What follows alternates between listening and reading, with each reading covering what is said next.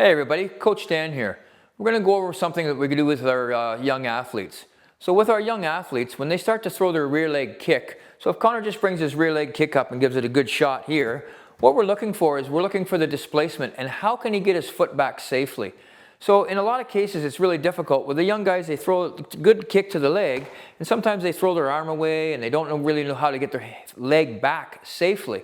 So sometimes they'll throw it and they'll get caught in midair and it'll screw them right up. So what we like to know is that this hand back here has the ability to actually defend themselves as well as create an offensive positioning. So even if Connor brings that kick up and I catch it right from here, Connor has this rear hand that he can then throw directly towards my face and hopefully it releases my hand and allows him to come back. But you can do this whole combo. So when we set him up, we just set the combo with a 1, a 2, a nice high kick, and as he steps back, he's firing this right hand. This stops me from moving forward. So we'll do it again. So it's going to be a 1, 2, 3, and then I present. And it allows him to fall back. Okay? So the more your athlete falls back under control and not under duress, the more opportunity that they're going to have to be able to defend themselves as well as counter anything that's coming in. So what I like to do is I like to every time, so if he throws that kick and I just catch it, then what I like to do is I like to make sure that he throws that punch right away. Boom. And then he goes back. I let it go. So he kicks and hits and then goes back. So if we put the combo together again, it's just a 1, 2, a high, boom. And he's right back onto that leg.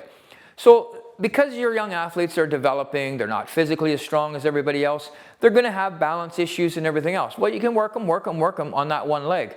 Also though, when that kick comes up and I hold it, this allows me then, just like Connor's doing now, I can move him a little bit, I can push him back a little bit, which you got to practice. You practice that a lot. And then I get him right from there to throw that punch, boom, and again, and again, and again. So it allows you then that he has to stay in this position, and then I move him forward, and he has to punch. I move him back, and he has to punch. So what you're doing is you're starting to not only develop them on a physical level, but you're also developing them on a technical level that they're understanding that they can't just throw that kick, get caught, and then get hit.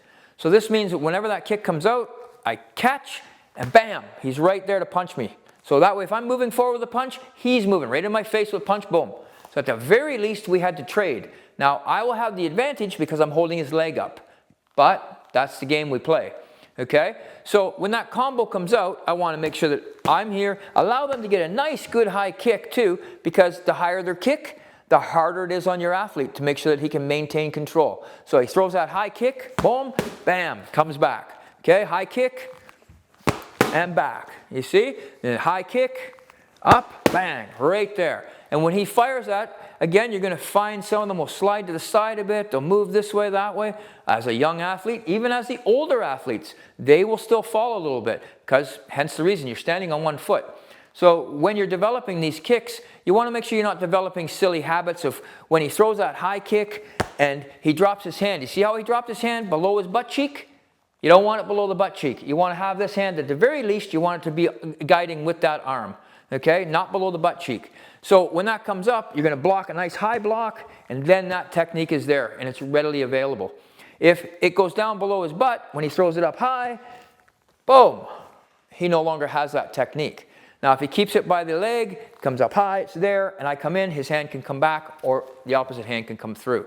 Okay? So when the combo comes, it's going to be a 1, 2, high, bang. It's right there. So what he's using is he's using the technique here to reset. Now, will he have the exact same amount of power? Not necessarily. So when I throw my kick and I come into here and I kick, I need something to help me come back.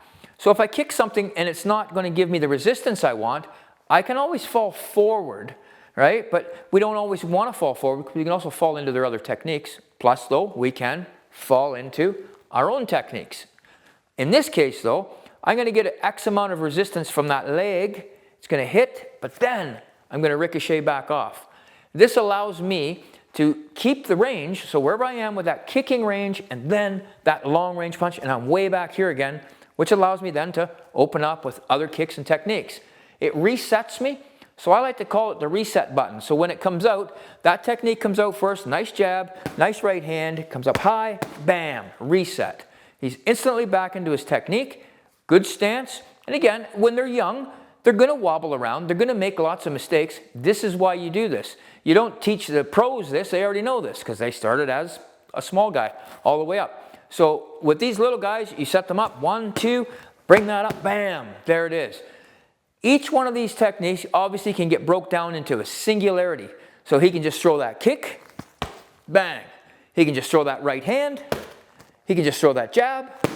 So they all can get broke down into a single individual thing. Then you just put it together. You 1, 2, 1, 2. Okay? So you see how he kind of screwed that up a little bit. But that's what it's all about. It's all about figuring it out. Understanding where these little guys are thinking, how they're thinking. So again, same combo. 1, 2, 1, 2. See? Now what he's thinking, he was thinking the 1, 2, 3, where he's going to throw that hook punch. You can add that all in. Everything can be added in and taken out and moved around. Doesn't matter what you're going to do with it. What matters is how he is assimilating the information. The more information you give him, but at a lessened pace. Don't fire a whole bunch of details at them because it's going to go in one ear and out the other. Most important detail, hands up a bit, control your hands, know where your hands are firing from so you can always defend yourself. So when he brings that jab hand out, he wants to make sure he's got good coverage, everything's kind of blocking, the chin is tucked in. When he brings that back to hit with the opposite hand, same deal, everything's tight, high guard, feet are turned, he's got good distance, good pressure. Then he brings that back with the kick. So that comes back, kicks, and then hits. Okay? So when you do that in combo again, 1, 2, high, bam, right there. So that was about as good as you're going to get from a person that's about 10. Now, if you improve them and keep moving them and get them going rapidly through this, their scale from 1 to 10 will change within 2 to 3 months. If he's doing a technique like this and he's doing it, let's just say you're doing a half an hour. You're working him for a half an hour each time that he's here, and he's here 2 to 3 times a week, his improvement is going to skyrocket. Okay? Because you're using multi-levels in all of your biomechanics. You're getting great leg movement. You're getting great arm coordination, hand-to-eye coordination. You're looking at that range. Now, right now, we're not moving. But all we really have to do is I can take a tiny step back and Connor's going to move towards me and do the same combo. I slip, 1, 2, boom, boom. Now, I take a little step towards Connor. He takes a little step back, same combo. 1, 2, boom, boom. What did we just create there? A little bit of distance, a little bit of timing. Okay? So one technique that you can do, it could be anyone, it doesn't have to be this one, but this is a great example of being able to get him on one foot for X amount of time and getting them back to 2 feet and allowing them to move all in the same process.